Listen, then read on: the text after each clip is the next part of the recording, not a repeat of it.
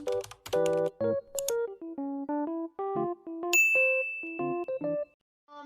kemenangan. Saya Dewi Abraham menyapa saudara sekalian. Hari ini saya akan sharing firman Tuhan yang diambil dari Amsal 13 ayat 13. Demikian firman Tuhan. Siapa meremehkan firman, ia akan menanggung akibatnya. Tetapi siapa taat kepada perintah akan menerima balasan. Judul firman Tuhan hari ini adalah menghormati firman Tuhan. Sebagai anak-anak Tuhan, sebagai orang percaya, kita harus menghormati firman Tuhan. Mengapa? Karena firman Tuhan adalah Allah sendiri. Yohanes 1 ayat 1 katakan begini, pada mulanya adalah firman, dan firman itu adalah Allah, firman itu bersama-sama dengan Allah. Yang kedua, mengapa kita harus menghormati firman Tuhan? Karena hanya firman Tuhan yang sanggup mengubahkan keadaan kita.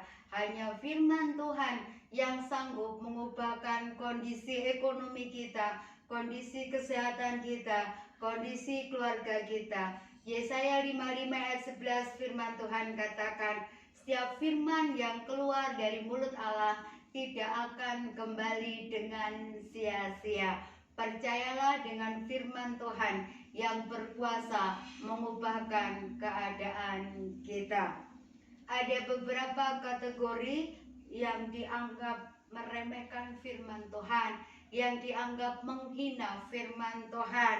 Yang pertama, apabila kita hanya mau membaca, apabila kita hanya mau mendengar firman Tuhan, baik lewat media elektronik, baik lewat khotbah yang kita dengar secara langsung, hanya mau mendengar tapi tidak mau menjadi pelaku firman. Yakobus 1 ayat 22 catat begini, orang yang hanya mau mendengar tapi tidak mau menjadi pelaku firman Tuhan sama seperti orang yang bercermin tetapi lupa dengan wajahnya sendiri. Kalau kita hanya mau membaca firman Tuhan, menghafal firman Tuhan, mendengar firman Tuhan, tidak mau menjadi pelaku, hanya pintar berteori, kita seperti ahli-ahli Taurat zaman now, orang-orang Farisi zaman now. Bahayanya orang yang hanya membaca, mendengar, lebih mudah menghakimi, suka menghakimi, dan sulit untuk introspeksi dirinya sendiri. Karena yang dia dengar, dia mau dengar hanya yang menyenangkan telinganya. Tapi sebagai anak Tuhan, jadilah bukan hanya pendengar, tapi menjadi pelaku firman Tuhan. Sekalipun firman itu menegur kita, mengkritik kita, supaya hidup kita boleh berubah ke arah yang lebih baik. Yang kedua, yang dikategorikan meremehkan firman Tuhan dan menghina firman Tuhan adalah kesombongan. Orang yang merasa dirinya lebih, merasa dirinya hebat, sulit sekali menerima teguran. Ketika firman itu harus menegur, dia anggap firman itu lebih cocok untuk suaminya, untuk anaknya, untuk istrinya, untuk orang-orang di sekitarnya, bukan untuk dirinya sendiri. Orang yang sombong hidupnya tidak akan pernah berubah karena menolak firman itu, mengkoreksi dirinya, karena tidak membiarkan firman itu bekerja leluasa di dalam dirinya. Yang ketiga, yang dikategorikan orang yang meremehkan firman adalah orang yang tidak percaya, sulit percaya, kurang percaya. Murid-murid Yesus, orang yang sudah diajar oleh Yesus, yang sudah dididik Yesus 3,5 tahun, tapi ketika mengalami masalah badai, Matius 17 ayat 17-21, ketika murid-murid menghadapi anak yang sakit itu, tidak bisa mengadakan mujizat, sampai Yesus harus tegur, mengapa kamu kurang percaya, mengapa kamu tidak percaya? Ketidakpercayaan kita membuat mujizat tidak akan pernah bisa terjadi di dalam kehidupan kita. Ketika badai datang menerpa perahu mereka, murid-murid Yesus sampai teriak, Guru, engkau membiarkan kami binasa.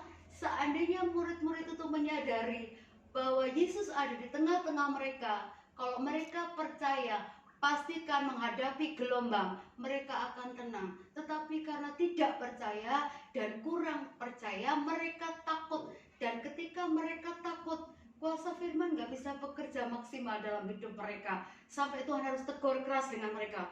Mengapa kamu kurang percaya? Mengapa kamu tidak percaya? Hari ini pastikan kita belajar mempercayai firman Tuhan, supaya apa yang tertulis dalam firman Tuhan boleh menjadi nyata atas hidup kita.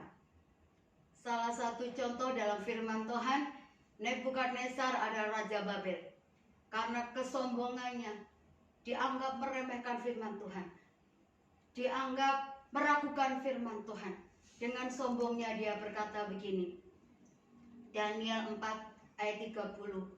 Nebukadnezar bilang begini, lihat, Babel kota yang besar dijadikan kerajaan oleh kekuatan tangan Nebukadnezar untuk kemuliaan dan kebesaran Nebukadnezar. Nebukadnezar lupa bahwa dunia ini, alam semesta ini milik Tuhan. Harusnya Nebukadnezar tidak sombong. Sampai akhirnya seorang raja dihalau dari istana dan dia hidup di antara para binatang sampai makan yang namanya rumput seperti lembu. Daniel 4 ayat 34, ketika Nebukadnezar bertobat, dia mengakui bahwa kebesaran hanya milik Tuhan. Akhirnya Tuhan boleh pulihkan keadaan Nebukadnezar. Saya pernah nonton film yang namanya Titanic. Film itu booming sekali 20 tahun lalu, saudara. Perancangnya seorang insinyur yang namanya Thomas Andrew. Ketika seorang wartawan tanya sama dia, seberapa kuat kapal ini? Thomas Andrew katakan begini, kapal ini begitu mewah, begitu megah, Tuhan pun tidak sanggup menenggelamkannya. Apa yang terjadi? Kita lihat ketika berlayar, Titanic tenggelam. Mari sebagai orang percaya, hargai firman Tuhan supaya hal-hal yang buruk tidak terjadi dalam hidup kita. Belajar dari kesombongan Nebukadnezar, belajar dari kesombongan insinyur Thomas Andrew yang akhirnya kesombongan membawa kepada kehancuran. Mari hormati firman Tuhan sehingga janji Tuhan nyata di dalam kehidupan kita. Tuhan Yesus memberkati. Salam.